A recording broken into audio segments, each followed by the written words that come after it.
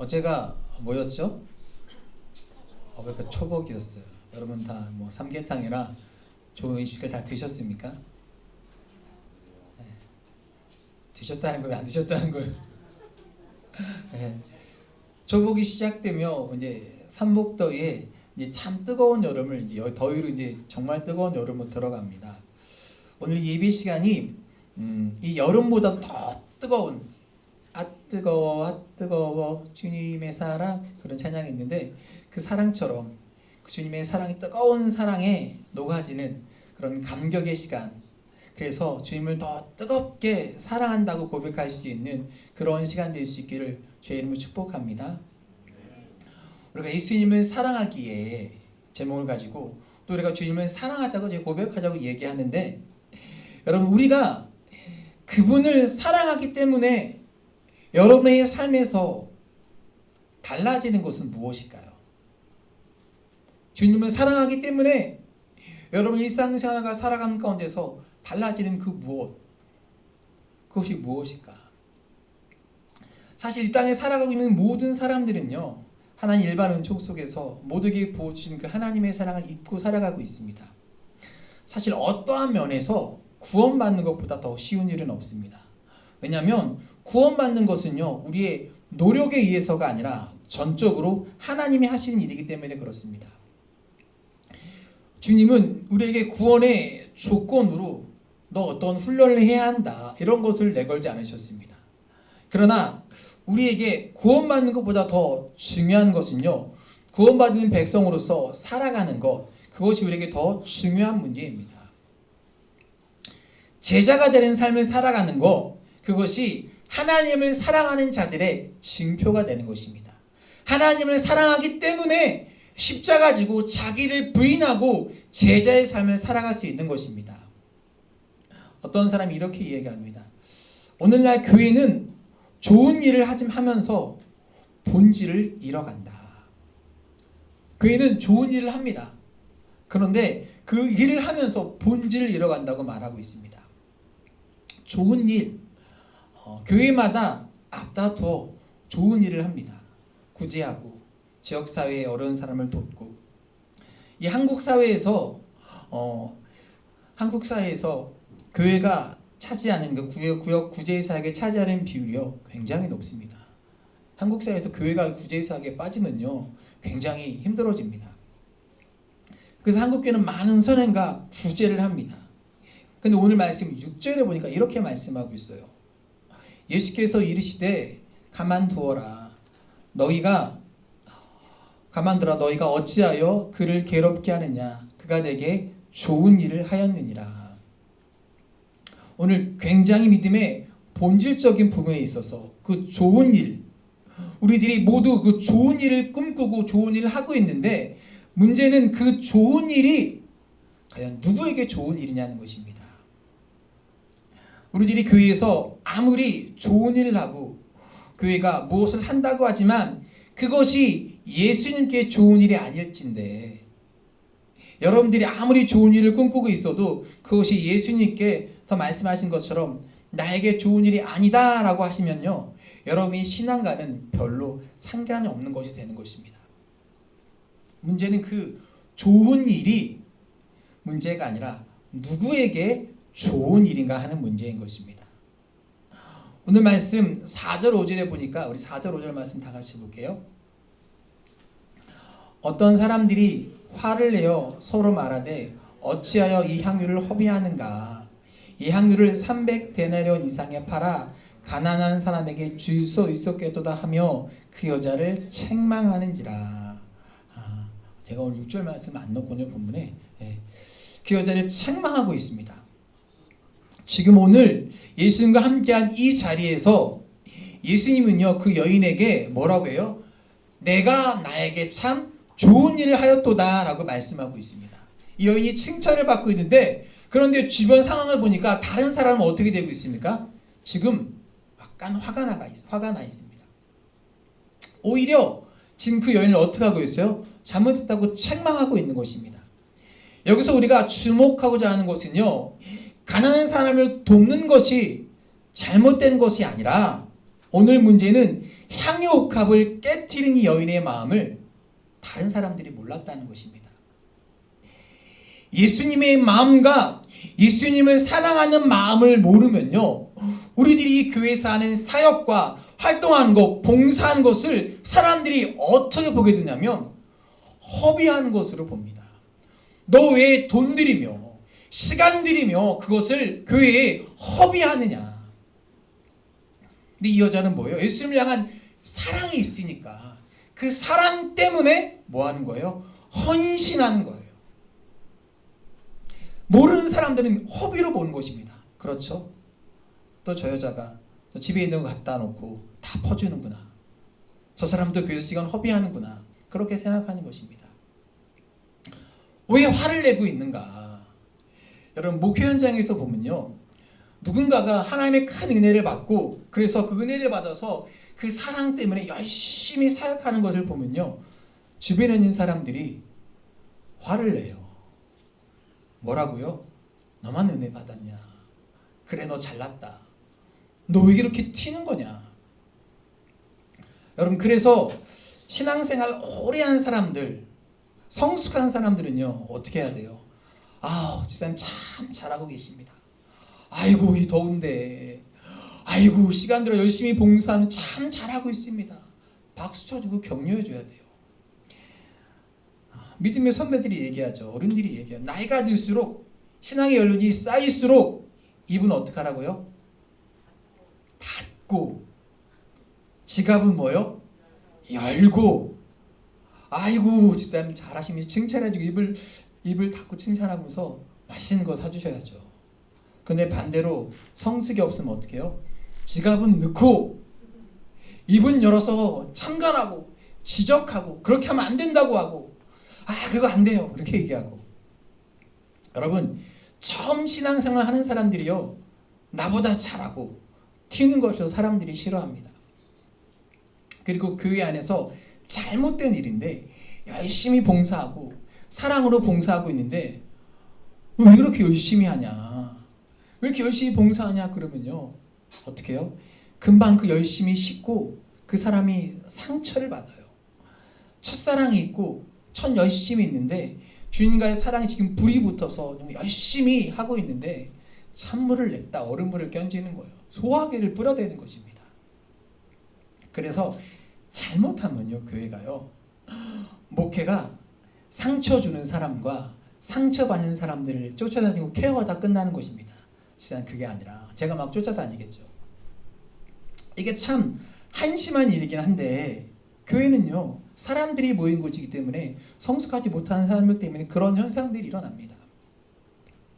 하나님이 원하시는 일, 야, 그 일을 보니까 참 내 마음에 좋다. 아, 집사님 정말 최고예요. 아, 집사님 정말 멋져. 어떻게 그럴 수가 있죠? 이래야 되는데 그것이 아니라 화내고 삐지는 사람들 때문에 목사가, 교회가 그 사람들을 돌보다 끝나는 것. 그래서 교회의 사명을 잃어버리고 어찌할 방향을 잃어버리기도 하는 것입니다. 오늘 우리는요, 신앙의 이 본질적인 면을 한번 생각해 봅시다. 사랑하면, 우리가 주님을 사랑한다면, 우리가 예수님을 사랑하기에 우리의 삶이 어떠해야 하는가? 주님을 사랑하는 우리의 삶이 어떠해야 하는가? 여러분, 우리가 누군가를 사랑하면요, 나를 드러내는 것이 아니라 우리는 사랑하는 사람을 드러내고 싶어 합니다. 한번 생각해 보십시오. 내가 누군가를 사랑하는데 내가 그 사람을 자꾸 밟아 눌러요. 드러나지 못하게 누르고 있어요. 그리고 내가 드러나길 원합니다. 그게 사랑일까요? 내가 사랑하는 사람이 돋보이기를 원하는 거예요. 사람들은요, 누구나 이렇게 잘난 척하면 싫어하죠. 형제 중에도 비교하면 굉장히 싫어합니다. 비교하는 건 정말 듣기 싫어요. 그런데 자식이 아버지보다 잘났다고 하면요, 별로 그렇게 기분 나쁘진 않아요. 야구 얘기하는데, 그런데 이종범이라는 선수가 있어요. 굉장히 잘했던 전설적인 선수인데 그 바람의 아들이라고 그러는데 그 아들이 이정훈의 바람의 손자예요. 엄청 잘해요. 정말로 잘해요. 근데 아버지가 이렇게 고백해요. 이미 아들 이정훈 나를 뛰어넘었다. 아버지가 자식이 자랑을 바라보는데 기쁘죠. 좋은 거예요. 저도 제 아들을 바라보면서 저보다 잘생겼다 이렇게 얘기하면 전혀 객관적이진 않지만 별로 기분 나쁘지는 않을 것 같아요. 왜일까요? 사랑하기 때문에 그런 거예요. 사랑하면 그 사랑하는 사람이 드러나는 것이 큰 기쁨이에요. 왜냐하면 그 사랑에 사로잡혀 있기 때문입니다. 고린도후서 5장 13절과 14절에 보니까 사도 바울이 이렇게 고백합니다. 볼게요. 우리가 만일 미쳤어도 하나님을 위한 것이요 정신이 온전하여도 너희를 위한 것이니 그리스도의 사랑이 우리를 강건하시는도다. 우리가 생각하건대 한 사람이 모든 사람을 대신하여 죽었은즉 모든 사람이 죽은 것이라. 자 보세요. 사도 바울은 지금 사람들에게 어떤 소리를 듣고 있어요? 미쳤구나 너 미쳤어. 너 그거 미친 거야. 그렇게 소리를 듣고 있는 것입니다. 그런데 이런 소리를 들어도 지금 바울이 기분 나쁘지가 않은 거예요. 왜냐하면 미쳤어도 정신이 온전하여도 그리스도의 사랑이 나를 강건하여 그 일을 하게 하는 것이 감사한 것입니다.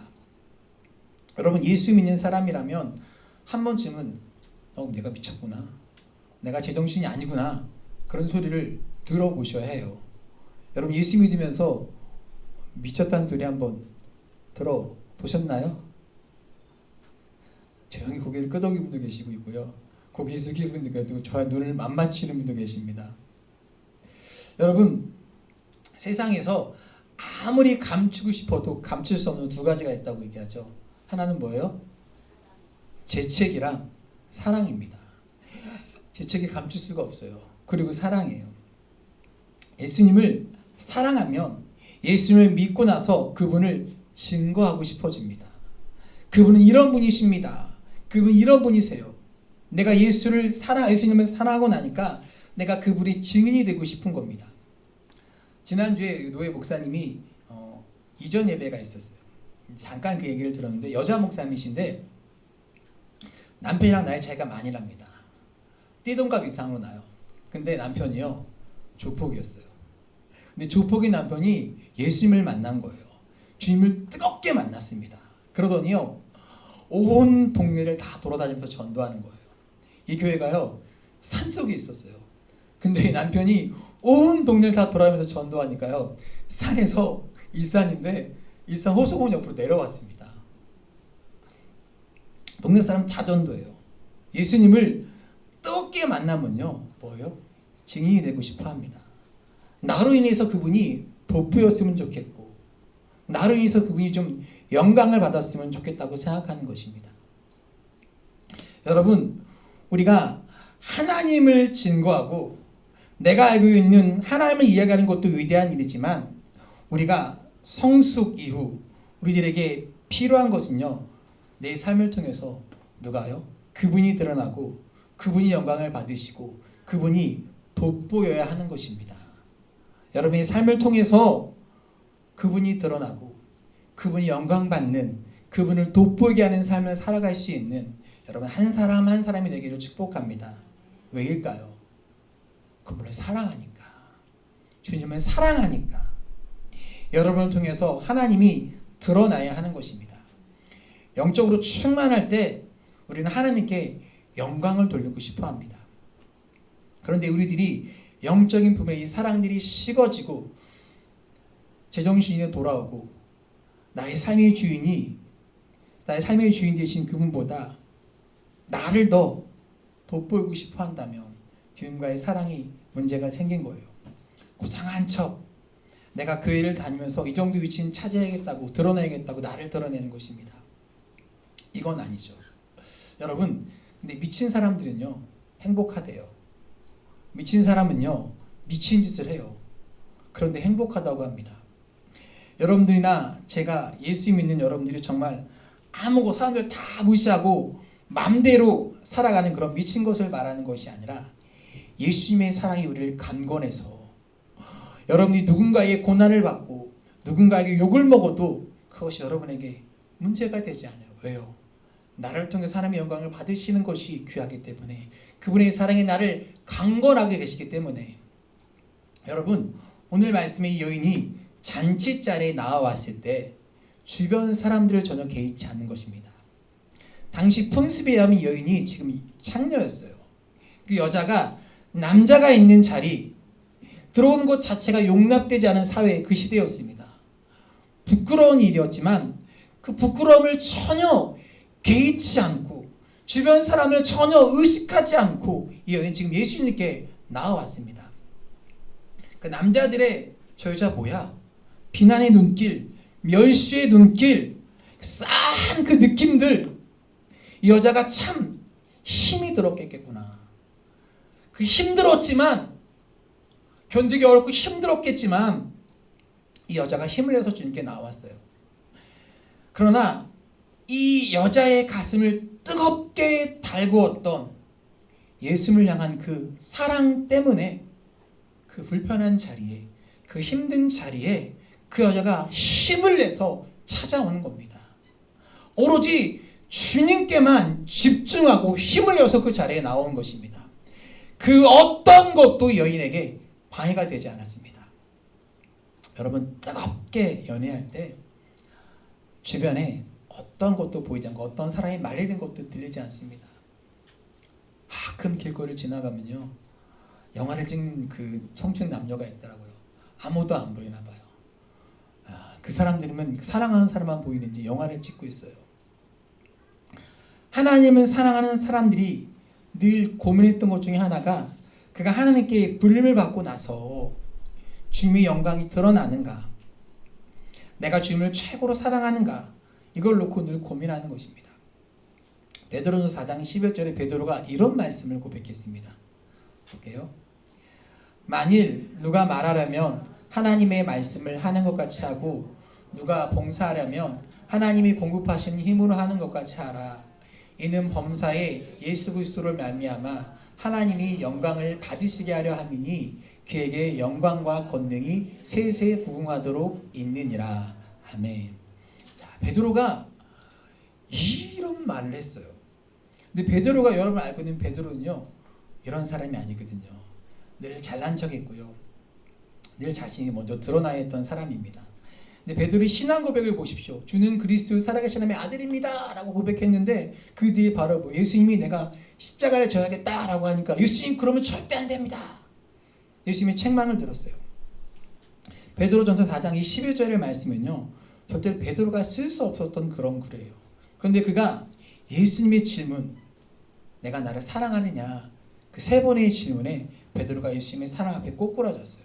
그리고 그 사랑 앞에서 그가 사랑을 고백하기 시작하면서 베드로전서 4장 11절, 범사에 예수 그리스도를 말미암아 하나님께 영광을 받으시게 하도록 하라. 말하려면 하나님이 말씀하시는 것 같이 하고, 베드로가 이런 말을 했어요. 우리들이 하나님을 믿는데 하나님을 최고로 사랑하지 않는 사람은요, 자꾸 나를 드러내려 하고요, 내가 드러내지 않으면 안 하려고 하고 화를 냅니다. 그러나 하나님을 최고로 사랑하는 사람이 될 때 나는 죽고 그가 살고 나는 없고 그만 있으면 되는 것입니다. 내가 사라지고 하나님의 영광이 드러나기 시작하는 것입니다. 교회의 가장 큰 아름다운, 가장 복된 일은요, 하나님의 영광이 드러나는 일입니다. 그것이 교회의 가장 큰 축복입니다. 우리 교회에서도요, 하나님의 영광이 드러나는 가장 축복된 일이 일어나기를 주의 이름으로 축복합니다. 여러분, 우리가 사랑하게 되면 어떻게 할까요? 의식하게 되겠죠.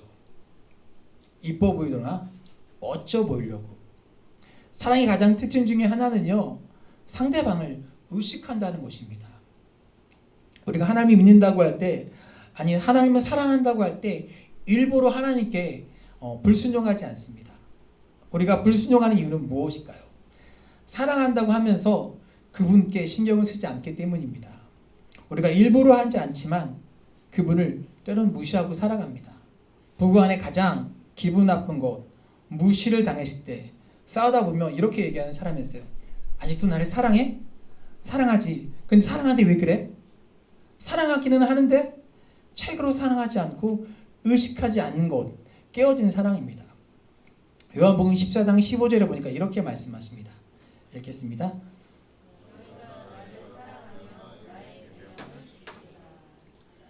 누가 하나님의 계명을 지키고 참된 제대로 살아가는가? 너희가 나를 사랑하며 if예요. if.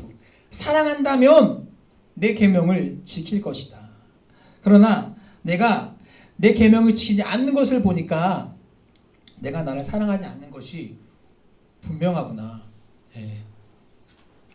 친밀한 관계에서 떠나 있는 거예요. 또 출애굽기 20장 19절의 말씀 이렇게 말씀하고 있습니다. 모세에게 이르되 당신이 우리에게 말씀하소서 우리가 들으리이다. 하나님이 우리에게 말씀하시지 말게 하소서 우리가 죽을까 하나이다. 자, 지금 이스라엘 백성들이요 하나님의 음성을 듣기를 굉장히 두려워하고 있습니다. 왜일까요? 죄가 있어서. 그것보다 더 중요한 이유가 있는데, 자 보십시오. 앞에 집사님이 계신데 하나님이 집사님 꿈에 나타났어요. 기도하는데 나타나셔서 직접 집사님에게 말씀하시면 어떻게 해야 될까요? 하나님이 직접 꿈에 나타나서 말씀하셨어요. 기도 중에 나타나서 말씀하셔서 어떻게 해야 돼요? 말씀하신 대로 행해야겠죠. 하나님이 그렇게 하고 직접 말씀하셨으니까. 하나님이 직접 내 꿈에나 내 기도에 나타나서 말씀하시면 결단해야 됩니다. 모세의 이야기 사람의 말로 들을 수 있지만 하나님이 직접 나타나셔서 말씀하시면요 그것은 우리의 삶에 뭘 요구해요? 결단을 요구하는 일입니다. 그래서 그들은요 하나님의 말씀을 직접 듣기를 두려워했어요. 여러분이 하나님을 믿으며 하나님의 음성을 들으며 음성 듣기를 소원한다고 하지만 하나님의 음성을 듣는 것이 여러분 얼마나 두려운 일인지 아십니까? 그것은요 우리의 결단을 요구하는 일입니다. 그래서 어떤 사람들은요 애써 은혜를 받으려 하지 않습니다. 예수님을 대충 믿으려고 적당히 믿으려고 해요. 그래야 마음이 편하다고 생각하기 때문에. 마음은 편할지 모르지만 신앙의 깊고 높은 세계까지 올라가지 못하는 겁니다. 우리들이 무언가 신경을 쓰고 있다면 다른 누군가에게는 무관심하게 되는 거예요. 우리가 예수님을 사랑한다고 하면서 하나님의 음성을 들을 수 없는 이유는요 우리들이 하나님의 음성이 아닌 다른 것에 관심을 가지고 있다는 증거예요. 왜? 하나님은 지금도 끊임없이 우리에게 말씀하시고 우리들이 하나님을 의식하려고 할 때 하나님은 늘 우리 곁에 계신 하나님이십니다. 그러나 우리는 의도적으로 하나님을 의식하려고 하지 않습니다. 오스왈드 챔버스라는 분이 이 부분을 이렇게 얘기했어요. 하나님의 영으로 충만한 사람들이 보잘것없고 지겨운 일을 하면 신기하게도 그 일들이 거룩해집니다. 다시 읽어드릴게요. 하나님의 영으로 충만한 사람들이 보잘것없고 지겨운 일을 하면 신기하게도 그 일이 거룩해진답니다. 참 멋진 말인데 우리가 굉장히 큰 꿈을 꿔요. 위대한 일. 내가 이 일을 했을 때 하나님의 영광이 쫙 드러나고 와 하나님의 영광을 받으시면서 사람들이 막 박수 쳐주는 그런 일을 꿈꾸죠. 그런데 사실 하나님을 의식하고 살아가는 최고의 영광을 드러내는 것은요 정말 보잘것없는 일들 가운데서 그 일을 통해서 하나님의 영광이 나타나는 것이에요. 미가서 6장 8절 이렇게 말씀하고 있어요. 사람아 주께서 선한 것이 무엇임을 내게 보이셨나니 여호와께서 내게 구하시는 것은 오직 공의를 행하며 인자를 사랑하며 겸손히 내 하나님과 함께하는 것이 아니냐. 하나님이 우리에게 어떤 특별한 걸 요구하는 것이 아니에요. 겸손히 내 하나님과 어떻게 하라고요? 함께하는 것. 우리 일상생활 가운데서 늘 반복되는 그 일 가운데서 하나님을 의식하고 하나님과 동행하는 것을 하나님이 기뻐하시고 원하신대요. 대한민국의 역사를 썼던 장사 장미란 씨가 은퇴했을 때입니다. 이 장미란 선수를 생각할 때 가장 인상적인 장면은요 런던 올림픽에서 4등 할 때예요. 바벨을 들다가 놓쳤어요. 그리고 바벨에다 키스를 합니다. 보통 같으면 기도하는 모습을 보고 사람들이 악플을 달고 뭐 저게 뭐야 그랬을 텐데 장미란 선수가 기도하는 모습과 이 바벨에 입을 맞추는 것을 보면서 많은 사람들이 눈시울을 붉혔습니다. 이유가 뭘까요? 그 순간을 통해서 하나님이 영광을 받으셨습니다. 그녀가 지금까지 살아왔던 사소한 일들이 그 일을 가능하게 했던 것입니다. 그는 착했고요. 그는 성실했고 신앙적으로 태릉 선수촌에서 어울리지 않게 피아노를 반주했던 사람입니다. 그 등치로. 그는 하나님 앞에 늘 예배하는 사람이었고요. 하나님 앞에서 늘 성실한 사람이었어요. 그는 그 순간 그 실패를 통해서도 어쩌면 사소한 일 같은 그 일을 통해서도 이상하게 그 일이 거룩하게 변했습니다. 하나님이 그 순간에 영광을 받으셨습니다. 여러분, 우리를 통해서 하나님의 영광을 받으시고 하나님의 거룩함이 드러나는 것은요, 어떤 위대한 큰 일을 통해서가 아니라 정말 하찮은 일 같았던 우리의 삶의 일상 가운데서 우리가 하나님을 의식하고 하나님과 동행하며 우리들에게 쌓여졌던 그 일들 하나하나가 우리로 하여금 하나님의 영광을 드러내게 하는 것입니다. 어떤 특별한 것이 아니에요. 여러분, 늘 살아오는 그 삶을 통해서 그 하나하나가 쌓여져서 그 일이 거룩하게 변하고 하나님의 영광을 받으심을 믿으시길 바랍니다. 그러니까 여러분이 살아가는 그 일상의 삶을 충실히 살아가야 하는 것입니다. 우리가 하나님을 사랑한다고 하는 것이 가장 명확하게 증명되는 것은요, 어떤 성스럽고 놀라운 일이 아니라 가장 일상적이고 내가 매일 반복되는 단순한 일에서 하나님을 사랑하는 것이 여러분 증명되어야 하는 것입니다. 예배를 드린 여러분의 삶의 일상 속에서 하나님의 영광이 드러날 수 있도록 가장 단순한 일 가운데서 하나님의 영광이 증명될 수 있는 그런 삶을 살아가신 우리 성도님 되시기를 축복합니다. 하나님을 사랑하면요, 하나님을 의식합니다. 하나님을 사랑하면요, 우리의 삶에 떨림이 있습니다. 요한복음 10장 23절 말씀 볼게요. 예수께서 대답하여 이르시되 사람이 나를 사랑하면 내 말을 지키리니 내 아버지께서 그를 사랑하실 것이요 우리가 그에게 가서 거처를 그와 함께 하리라. 사람이 나를 사랑하면 내 말을 지키리니. 여러분, 사랑은요, 떨림이 있어요. 그 떨림 가운데서 하나님의 사랑을 거역하는 것은요, 하나님이 기억하는 것은 인격적인 일입니다. 근데 어느 날 내가 오늘 하나님의 사랑 가운데서 그 떨림이 없어지면요, 그것은 인격적인 관계가 아니라 도식적인 관계로 바뀐 것입니다. 하나님을 사랑하는 떨림, 그것이 우리로 하여금 하나님의 사랑을 드러내게 하는 것입니다. 케이트 데이비스라는 사람이 쓴 엄마라고 불러도 돼요라는 책인데, 이 여자가 20살에 우간다에 가서 23살의 많은 자녀들을 양육한 고아들을 돌보는 사람이었습니다. 이렇게 얘기합니다. 주위 사람들을 향한 사랑은 나 스스로 기른 것이 아니라 하나님이 주신 선물이다. 하나님이 내게 넘치도록 부으신 사랑에서 다른 이들을 향한 사랑이 자연스럽게 나온다. 여러분이 하나님과의 인격적인 사랑의 관계가 계속되면 여러분들을 통해서 그 사랑이 흘러넘칩니다. 어느 날 여러분들과 하나님과의 인격적인 사랑의 관계가 끝나버리면 여러분은 메말라 버립니다. 케이트가 이렇게 말해요.